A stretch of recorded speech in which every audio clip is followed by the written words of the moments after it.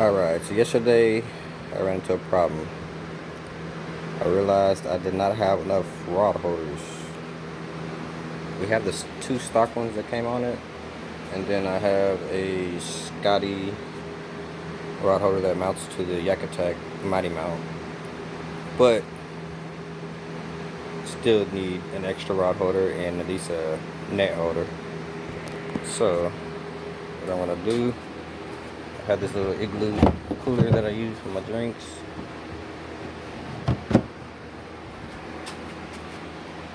And then I picked up these rod holders at Walmart for about $2 or a little under $1 a piece.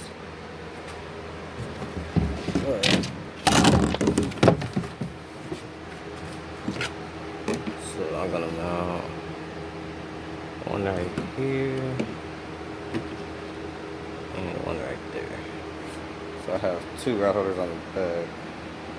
Then I have those two. Then I have a third for my Yak Attack mount. Guys, here is the finished product. Super simple, 2 screws in each rod holder. And the cool thing is the screws that it came with do not go all the way through the cooler. So there's no holes inside the cooler. But yeah, cheap.